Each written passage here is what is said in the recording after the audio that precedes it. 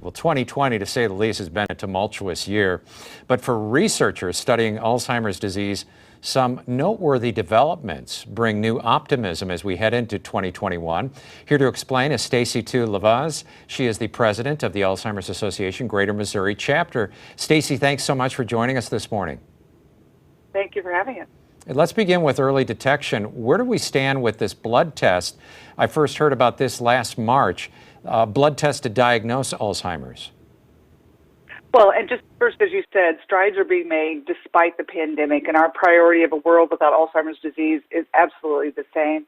But yes, a blood test. So think about it. If we presented this at our international conference in July, where they can actually see biomarkers for Alzheimer's disease 20 years before the symptoms occur. So think about cholesterol testing, right, where we can start to see what it looks like and start to make changes, right, in planning and diet, and treatments and so forth. So Alzheimer's is underdetected, underdiagnosed, and thus undertreated. So this less expensive, less invasive tool is a huge breakthrough for us in 2020.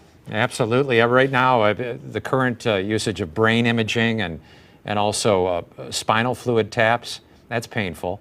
This would be much easier and not as costly. Absolutely. We could get it. It would help with access and getting it into the hands of folks that need to get that diagnosis. Timely and accurate diagnosis is so important so people can plan for the disease and connect to services like the Alzheimer's Association. What about vaccines?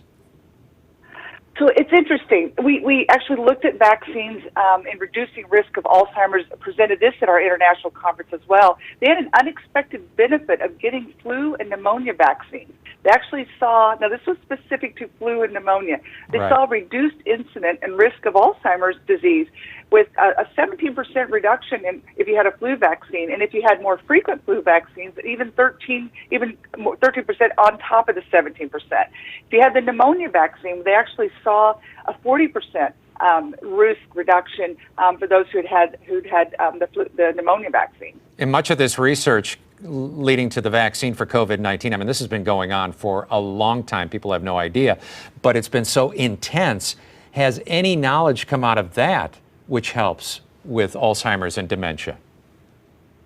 Oh, there's so much going on. So on the research end, 2020, the drug pipeline is really heating up. People may not know that. We actually have more drugs in the pipeline in 2020 than we did in 2019. 136 drug trials with 121 active. We had a drug, so there are three examples there's a drug, aducanumab, the Biogen drug. It's being reviewed by the FDA, one of the first disease-modifying drugs. And we have a drug that was to treat hallucinations and delusions specific to people with dementia is awaiting FDA approval. Yeah, and we've learned more about the importance of sleep and getting a good night's sleep and how folks who don't do that, that can lead to serious issues.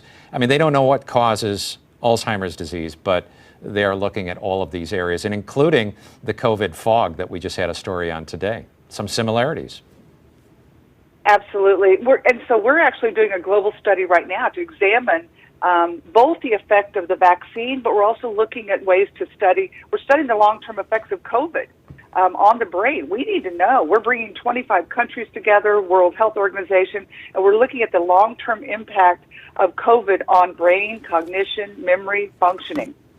Stacy, thanks so much for joining us from the Missouri Alzheimer's Association. Through the years, you've introduced us to some incredibly intelligent doctors, and the research that's being done here in the St. Louis area, we are playing a major role in eventually getting some kind of control over Alzheimer's disease. Thanks again for joining us.